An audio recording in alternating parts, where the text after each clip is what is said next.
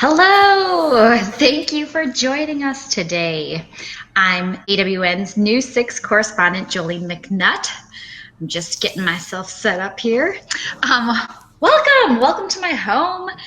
I wish I could pass a little cup of coffee to you through the screen, but instead, I encourage you to grab a cup of coffee, settle in. We're gonna have a little talk today. We're gonna be talking about building community.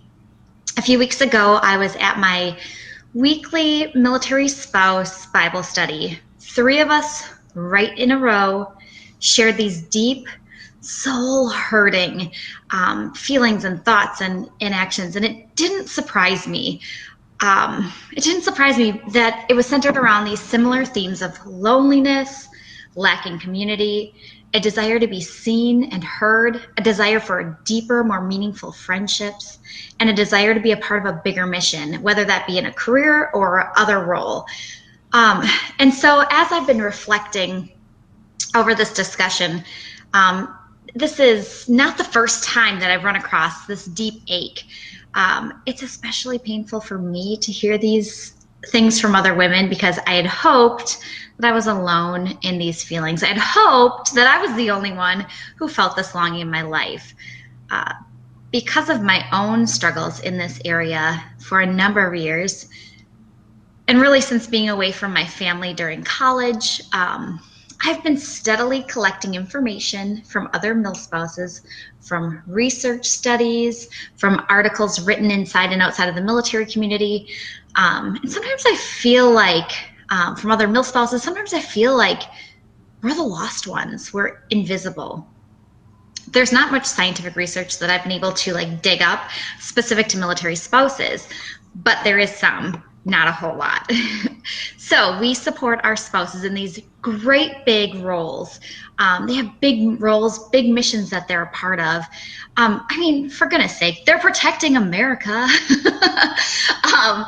So when they're protecting America, we're digging in and carrying on the day-to-day. And another MilSpouse recently said it beautifully. Sometimes it's really hard to watch our spouses be a part of something so much bigger and build connections with their coworkers through these experiences that our longings seem to be magnified by their big jobs. So I don't want to be stagnant in this issue. I don't want to whine and complain about it because that's not how I roll. I've been working on, like I said before, trying to compile information and try out some different areas in my life to build community, build my network, build my tribe. And honestly, I hate to admit this, I haven't been very successful at our current duty station, but I haven't given up, and I don't intend to anytime soon.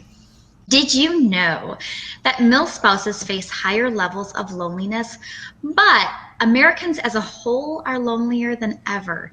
Vivek Murthy, the 19th Surgeon General of the United States, wrote in a Harvard Business Review article, "Loneliness is a growing health epidemic. Rates of loneliness have doubled since the 1980s, and that today over 40% of adults in America report feeling lonely.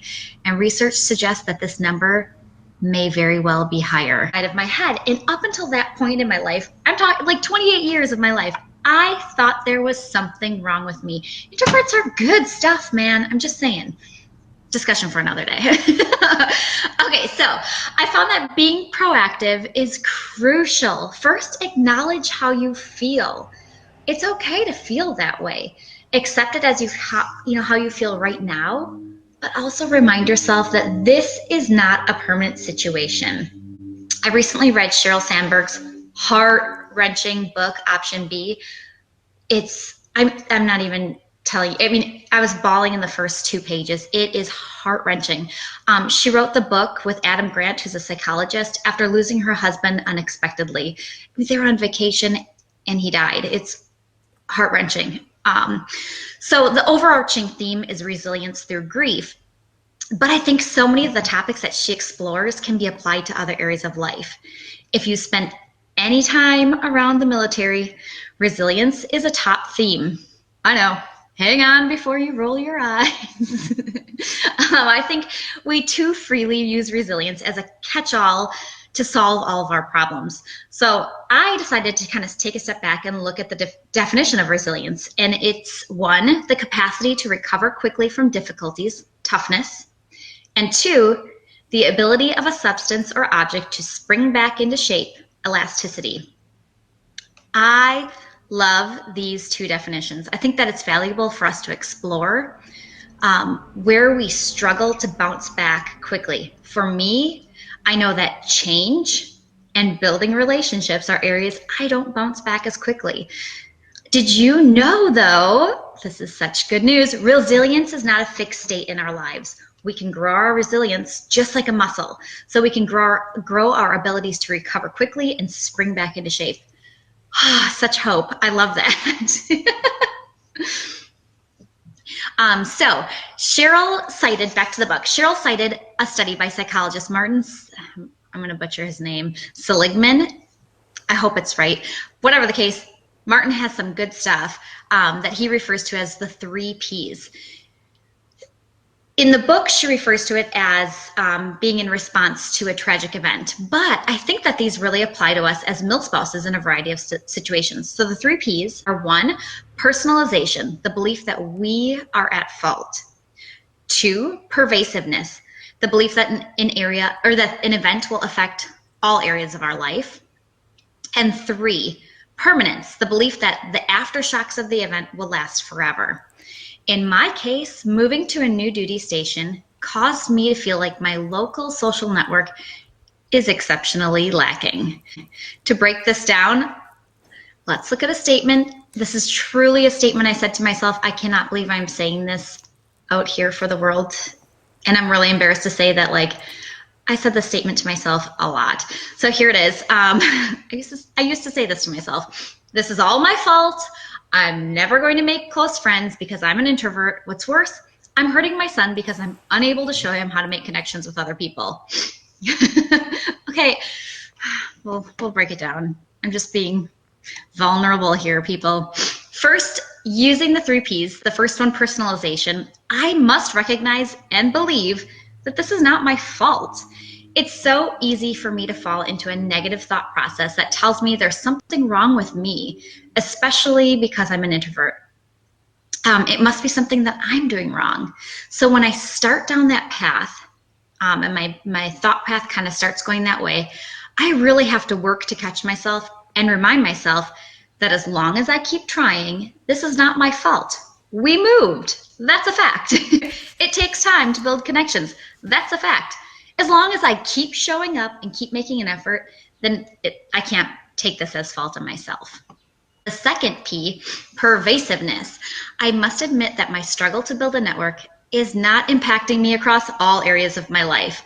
I still have great connections with my family and friends from my last duty station, and it makes me feel so grateful that I have those connections.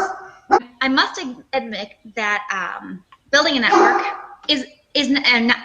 struggling to build that network here and build that community here is not across my life. So I have family and friends from my past duty station that I have great connections with. I'm so grateful for that. And it reminds me that they're only a phone call and a few visits away, and that I should be continuing to work on building those because they're important to me. But I also look at my current day-to-day. And here's a great example. I have a wonderful neighbor who is absolutely delightful. She's got a dog. Perfect timing. It's like he knew he was coming up. Who's about the same age as mine. They're puppies. They're crazy. They're like little best friends. And she's kind of like an extended grandmother to my son. So I'm so grateful that I've made that connection with my neighbor. It also speaks to the statement that I was used to be saying, I'm not failing my son. In fact, by pressing on, I'm showing him how to keep working to build deeper connections with people. And finally, the third P, permanence. Oh, the gift of the military. We may not be here forever. So this is a tough point in my life for making connections, but it's just a point in life. It is not forever. Rather than using words like never, remember when I used to say, I'm never going to have any friends, okay? So banish that word. I need to change that statement to read something more like, I may not have a tribe right now, but I'm working on it. This is not a permanent situation. I also need to be very careful that I don't quit and wish away the time that I have right now. There's a fine line. So find ways to enjoy the duty station where you're at, and maybe the time isn't right for you to have a close network, but that doesn't mean that there aren't other things that you can be living in the present and working on at this current spot. Don't wish away your life. Don't wish away your duty stations to the next one. Okay, so changing your thought process is the first step. Next, you have to take a real step into the community. And I found one of the best ways to build friendships is to accept help.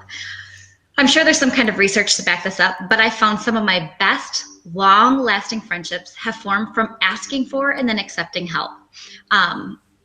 It also works to be dependable when someone else needs help. So, for example, a boy on my son's football team needed rides to practice and games because his dad was unexpectedly deployed last fall. I offered and I followed through throughout the season.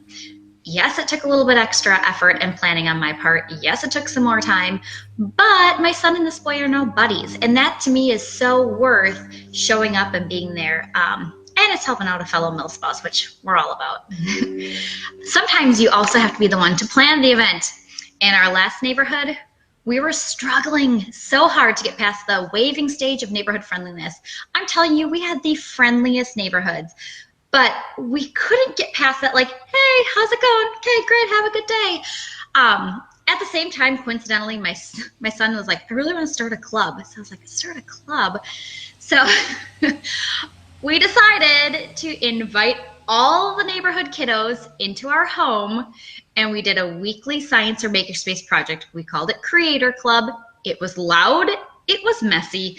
It took some major prep on my part, but it was incredible for building community between the kids in the neighborhood and also all of the adults. I really miss our Creator Club. Now we live in basically a retirement community, so I had to change up my tactics a bit. But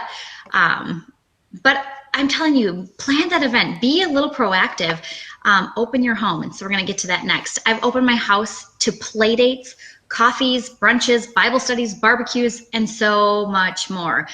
And honestly, that's another trick that's worked well in the past for me. Inviting people into my home. Remember earlier I was like, welcome to my home. It's kind of a mess. I'm going to reveal a really embarrassing secret. There's a island back there. I hid a bunch of junk behind the island, so it wasn't in the video. But when you open your house to people, I found that opening your home helps you build connections so much more quickly than meeting outside of the home. I don't know what kind of magic it is. Maybe it knocks down the pretenses of like perfection, because my house is very lovely, but it's definitely imperfect. And I think opening your home makes you vulnerable. It makes you exposed.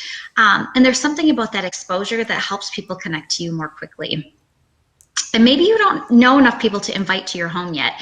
It's important to attend events, whether it's a Bible study, a church group, unit-sponsored events and activities, family group meetings, whatever it is, show up and be there with a positive attitude. It's a great way to meet people and start building some of those early connections. Then follow up. Once you meet someone, follow up at a park or a coffee shop, whatever it is, take that first step, plan it, invite some people, and then be present when you're there. Guess what? I realize I've got some work to do. I think I need to take my own advice. Honestly, I think I need to start planning a few things. So guess what I'm going to be doing this afternoon, figuring out who I can invite over. So beyond this, if you feel like this is impacting you more significantly, I really want to urge you and encourage you to take a first step and reach out to one of the many resources we have available to us. You can always check in with your military family life counselor or Military One Source. If you need someone to come alongside you at this part of your journey, use these resources. Don't let this sit and fester. It's okay to have someone come alongside you and give you some guidance. Additionally, if you have any thoughts or experience to share on this topic, I'm clearly still learning and growing. So send us a note, write it in the comments. I really, truly would love to hear what's worked well for you. I'd love to see the conversation just continue to roll and build community. Thanks for joining us today. Have a great, great weekend.